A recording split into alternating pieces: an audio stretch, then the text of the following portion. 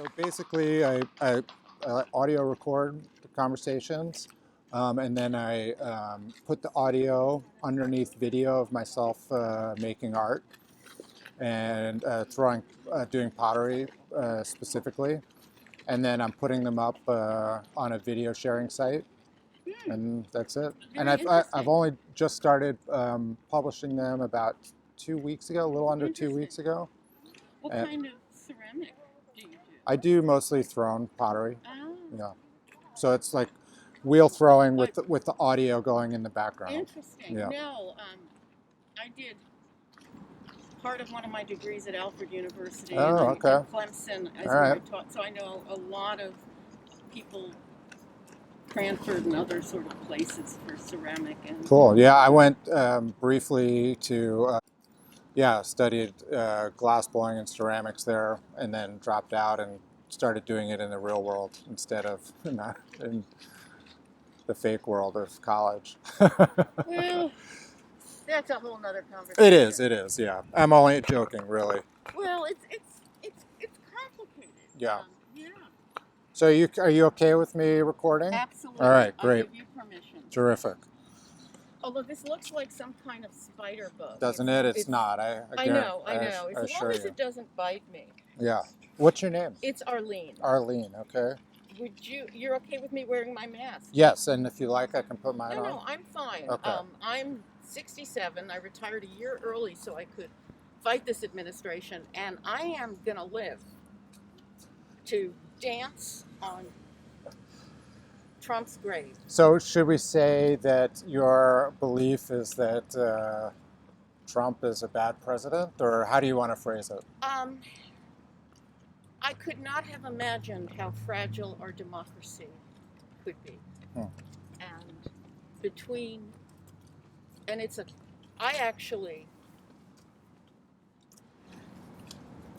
I couldn't have imagined anyone more hideous, more scientifically illiterate, more lacking in compassion, more lacking in research skills, more lacking in knowledge of environmental issues. I could go on until tomorrow. Okay. And I can cite you chapter and verse of what he has done that has caused unnecessary suffering and deaths of Americans from the April 2017 Washington Post, winner of 60-plus Pulitzer Prizes, among other sources, calling out Trump for being ill-prepared for a global pandemic. And that was due primarily to a lack of strategic positions being filled, etc.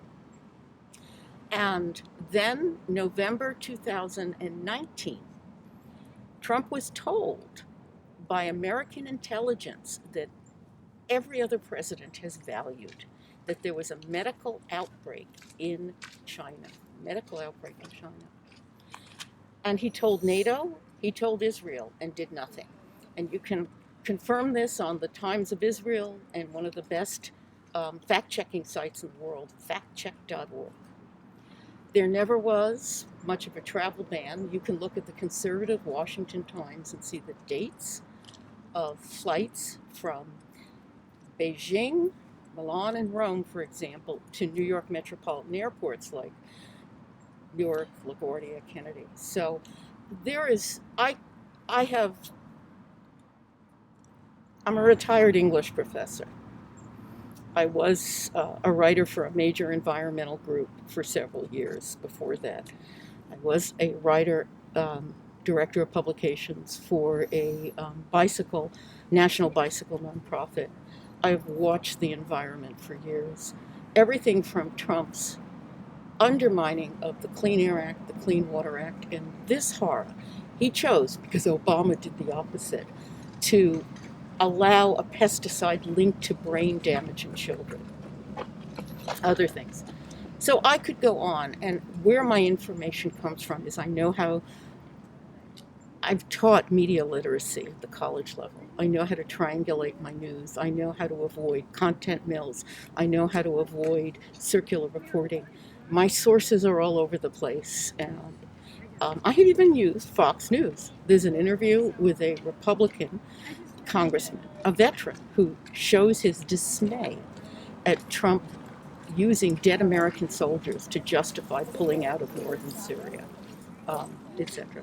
So I look at all sorts of things, and I read all sorts of things, and I fact check them, and I have never been so afraid for my country. The other piece is, I've studied the Holocaust extensively. I know about Lügenpresse, which is the German word for fake news, which was in World War I, one of their strategies, but it revved up in World War II under the Nazis. I'd like to maybe Sure. focus on the fake news aspect a little Mm-hmm. bit. So it seems to me, and correct me if I'm wrong, but that, as you say, this concept has been around for a long time. You're citing right now, 70, 80 years ago. And certainly we've known of yellow journalism in the United States long before. Yellow journalism is different Is than it? propaganda and fake news. Yellow journalism. Is it fall if fake news were the umbrella term, yellow journalism would be like a component of fake news, maybe? One way of doing fake Well, news? the thing is, they both have at their core the desire to deceive. Right. Um, But I would want to think about that more. Okay, sure. Yeah, maybe we can come back to that. Yeah. But it does seem to me as though, I remember reading Manufacturing Consent years ago when it came out, and it seemed like for a long time, the concept of fake news was often, and it was termed, it was talked about differently, but it was very much a left-wing um, sort of talking point. It was something that the left was generally really concerned about. And it seems though maybe as soon as Trump started using this term "fake news," that there was almost like a switch, like a denial of the existence of corrupt, fake, fake journalism, fake news from people on the left. Well, Do you think? Do you see that phenomenon as well? not denial on the left. What I see is a kind of sick genius on those who are advising Trump and Trump himself. He has set up a kind of tragic circle where anything that is inconvenient is whether it's the truth or partial truth, whatever, anything inconvenient is labeled as fake news and the bad media. And so people who might be able to think and say, wait a minute, what about this? What about this? What about that? Are immediately sort of self-inoculated against the truth because the entire media has been tarred and feathered, and there's a lot of stuff out there. People don't understand some of the work they have to do to look at information, Right. nor do they understand, for example, how That's a sort of- slanted things can be. There is people, I post on the White House Facebook page, and one of the signs of hope for me is in the last year, the huge number of people who are pushing back against the propaganda and lies. Trump's page would make Orwell's Ministry of Truth blush. And what happens is Trump will say something is fake. And you could have all sorts of common sense things. You could link to the proof, for example, I mentioned, and people will simply, everything is fake news. Everything that's inconvenient is fake news. So you have this self-perpetuating echo chamber with excuses built in. And that's very scary. Do you think that exists on both sides? I would say all sides, but we're such a... No, I don't think it exists to that extent. There's always extremists on both. But, for example, I signed up as a Republican, and I get Republican emails that demonize Democrats, demonize them, saying, the only thing they don't say is what they used to say about Jews, which is that, they've got tails and they suck the blood out. It's Right. that bad that they are violent mobs going to come after you. Um, And I don't see. Mm. The thing is, my vision is also shaped by, I've been phone banking to get out the vote in Iowa, for example, where I lived. Because Teresa Greenfield is running against Ernst, the current senator. She's like 1.5 points above. And every senator we get is helpful. And most of the folks I've talked to are great. And a couple, it's only the people who are voting for Trump who, and all I say is hi. My name is Arlene. I'm with the Iowa Democratic Party. And I've had a ton of fuck yous, bitch, etc. And I bite my tongue and I don't say, gee, you're proving my point. you know, no, to say there's a false dichotomy sometimes. People say, for example, it's the environment versus jobs. No, that breaks environment versus what? jobs. Jobs, okay. And that is a false dichotomy. They're not broken apart, they're integrated. And so I actually think, from what I've looked at, that there is more disinformation and misrepresentation on the right than on the left. Now, What would you, so with regard to violence, like in just the last month, there have been 2 Trump supporters shot and killed by leftists. There are, countless videos on the internet of, people being attacked for wearing Trump gear, having it ripped off of there them. aren't countless. Well, I'm sorry, that's Yeah. an exaggeration. Yeah. You're right. I don't know the number, but there are Yeah. many.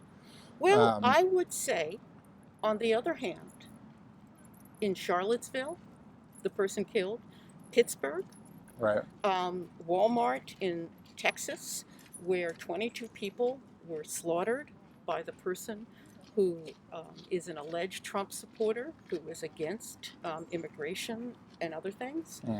The thing is,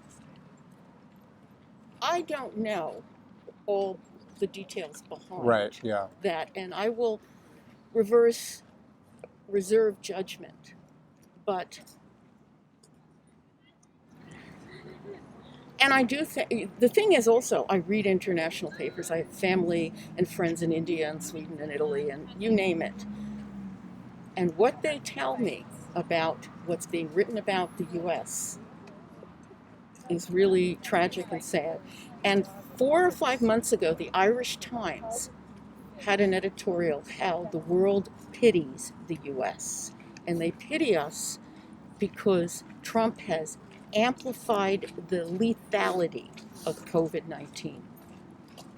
That he wasn't elected by the popular vote, and yet all of us are enthralled to his hideous, and I say criminal, mismanagement of COVID-19. So with I hear what you're saying. Yeah. But I think what gets lost in that is the overall picture of violence, and there are all kinds of violence. I am Jewish, and I never thought in my entire life I would stand in front of ICE with rabbis and chant, "Close down the camps." Close down the what? Close down the camps. So just recently in New York City, there was a Jews for Trump procession, or car rally. I don't know what to call it exactly, and they were violently assaulted.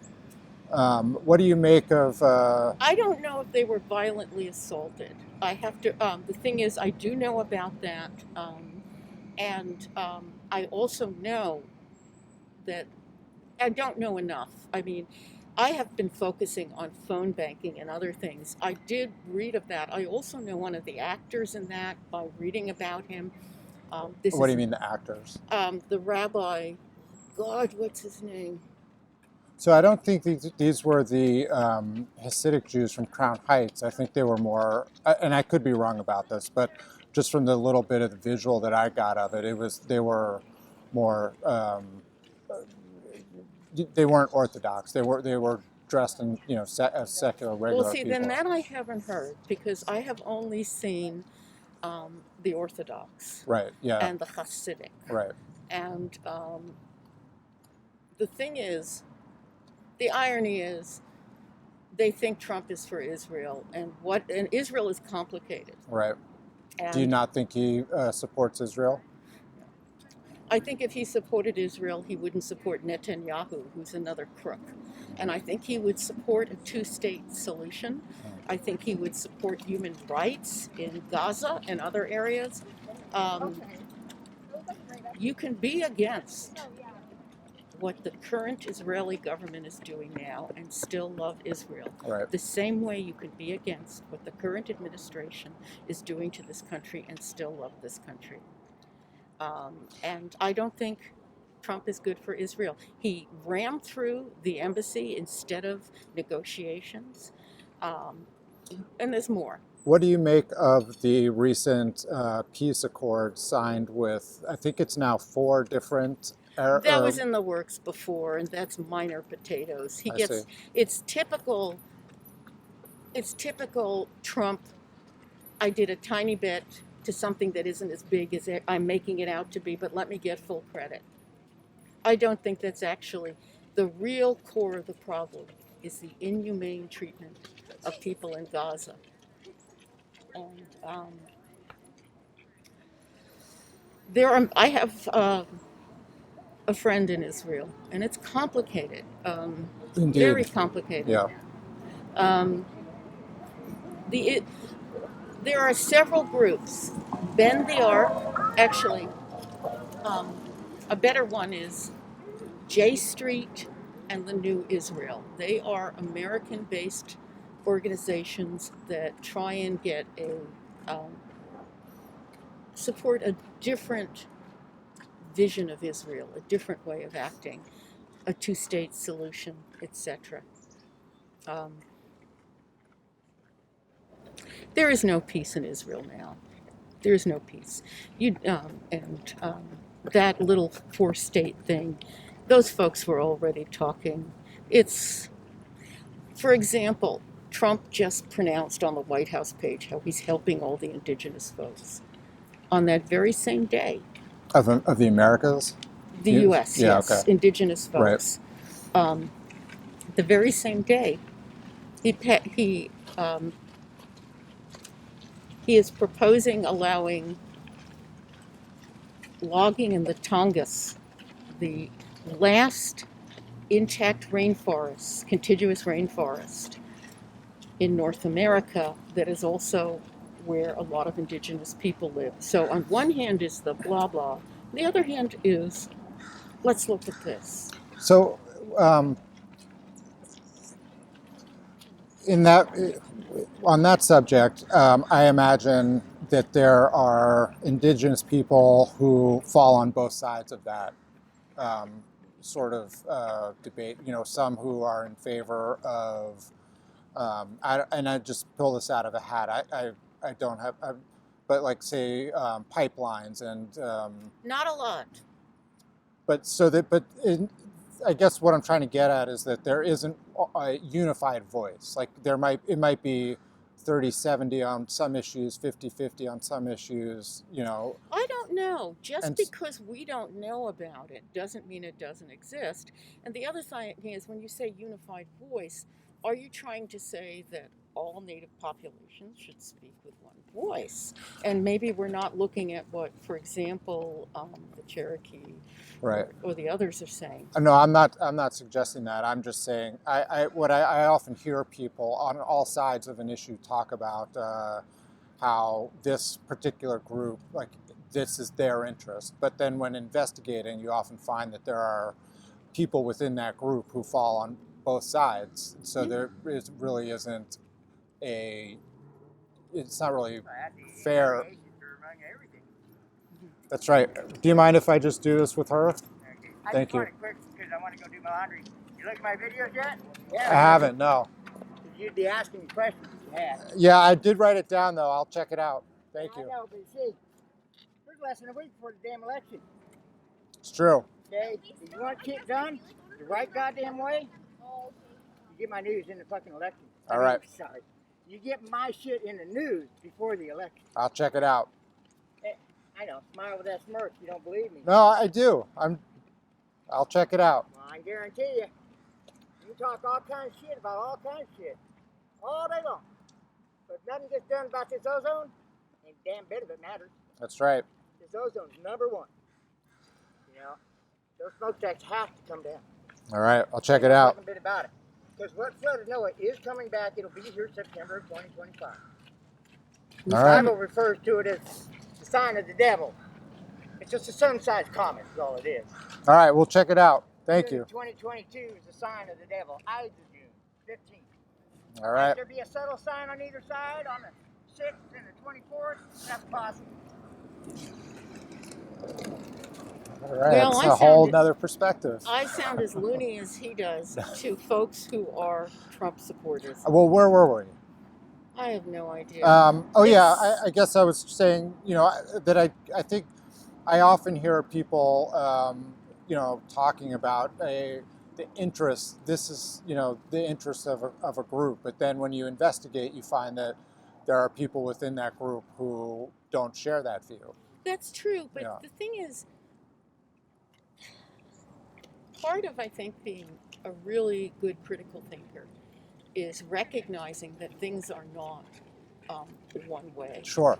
And also, because, I had a picnic, socially distanced, with 3 other friends in celebration of one's birthday. One friend is black, and we were talking. Her brother supports Trump, and she just doesn't get it. Mm-hmm. And I was talking about, I don't get how Jews support Trump. And in every group, there will be people who disagree with the main thing. Right. That does not minimize the message of overall folks.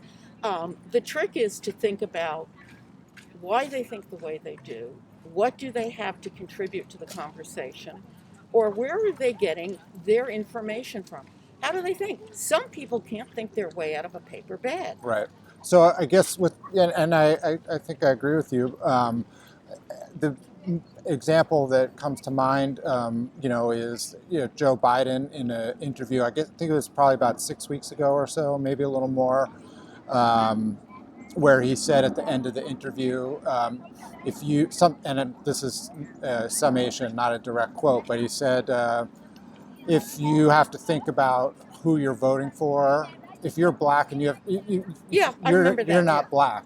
And so there's a sense, I think, out there that if you don't fall in line with the majority view of a particular group, that you lose credibility in that No, group. I think what he was saying, at least what I hear, is if you are black and you are voting for Trump, you are not doing your due diligence and researching. Trump's racism and misogyny is out there.